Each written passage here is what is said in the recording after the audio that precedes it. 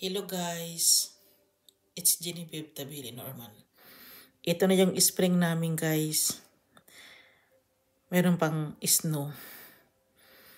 Tapos ito yung mga tanim ko. Itinanim ko pa sila nung February pa ata yun. Tapos hindi pa sila tumubo until now. Ipaano yung weather? Parang sumasabay naman yung mga seedlings ko sa weather. Na hindi ko maintindihan. Kasi ang pagkakaintindi ko kasi, seedlings sila na tumubo sa akin. Masaya naman ako kasi hindi naman lahat matutubuan talaga. I'm just only trying, experimenting. Tapos tumubo din naman sa akin. Guys, if you want to plant seedlings para silang mga bata, hindi mo sila papabayaan. Hindi basta seedlings lang sila. Para ka na rin nag-aalaga ng bata. Di kung mamatay sila, wala ka nang magawa doon. Nag-aalaga ka tapos namatay sila, wala ka nang magawa doon. You have plan B. Nag-plan A ka, ito. Nag-plan B ka, bibili ka. Mayroon namang nagbenta talaga if you want to. Ano pa nga dito sa amin naguguluhan ako dahil sosyala naman talaga yung country kasi rich.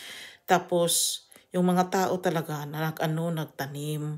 Tapos hindi kaya madaling magtanim guys. Tapos yung namin, yung parang magbili-bili ka ba ng mga ganito, andoon, makabili ka talaga. Hindi naman masyadong mahal.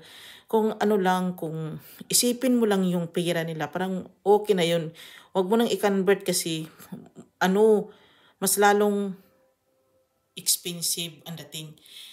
Ito guys, I'm trying kasi every year nagtatanim ako. Mabuti yung seedlings kasi madami na yun kaysa you are buying. Inutakan ko na guys dahil hindi kami mayaman. Hindi din naman kami mahirap. So, ka-complicated all the time here guys. I hope my cousin will understand what I need to share with here. Kahit sa utak na lang. May cousin ka pala, Genevieve. Oo, Swedish din yung napangasawa niya. Sana naintindihan niya ako bakit ganito ako. Kasi hindi talaga madali ang buhay, guys. Lalo na dito sa bansang Banyaga, Sweden. Most strange talaga kasi talaga, guys. Ang hirap intindihin pero I can survive. Just call me a survivor. Pati itong mga tanim ko, nag-survive na rin. Guys, dito na lang ako. Maraming salamat. Bye.